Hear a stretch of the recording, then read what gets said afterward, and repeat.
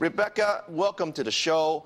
What's your initial reaction when you first heard that this IPO was possibly going to take place?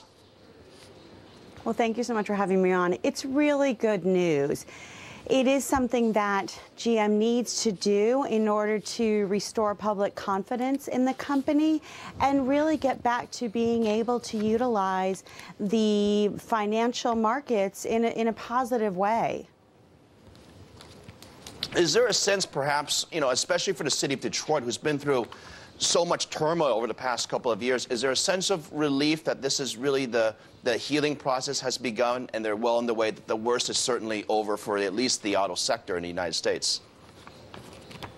I think so. We like to think of this industry as on the road to recovery. There certainly are still some concerns.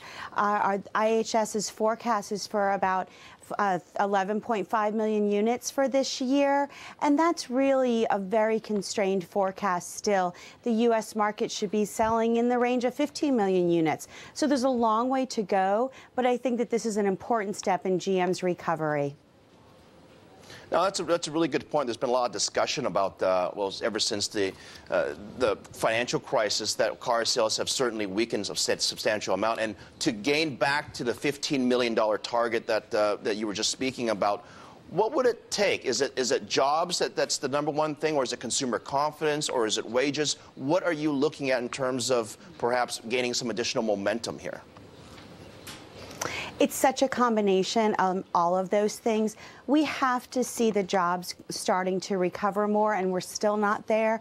We still haven't seen housing recover either. People are still worried about the foreclosure numbers that we're seeing coming out are still incredibly high. So there's a combination of factors. Next year we have the forecast at about 13.5 million units, and then we start getting back into the 15s and 16s by 2013, 2014. So there is still some time that needs to go on before we see a really, really positive recovery. The nice thing, though, is that with GM getting this IPO out of the way now, they're going to have momentum as the market starts to recover as well.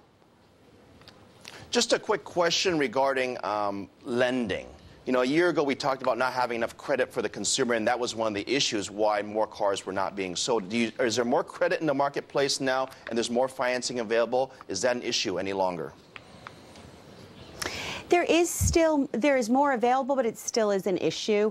One of the concerns that people have about GM is that they don't have their captive finance company fully developed yet. All of the deals are still in process. So the financial markets and lending is still constrained. Anything is better than what we saw last year, but we are still in need of some loosening up there, which is unfortunate because interest rates are so low, but consumer debt is still really high. So we're still in the process of paying off some of the sins of the past.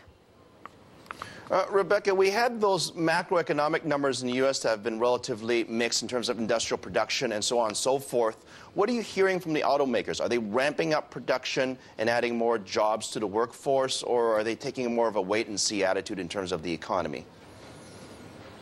Well, they are certainly adding more jobs, and we're hearing really good news out of GM and Ford in particular, Chrysler also on certain lines. But we have seen significant improvements in the products that these companies are developing, and as a result, we're seeing some really good production numbers coming out also.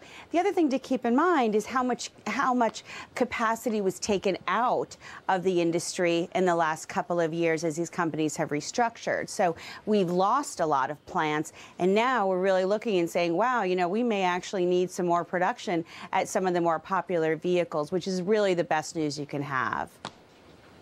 All right, great insights. Thank you very much, Rebecca, over at she's the director of the automotive research at IHS Automotive.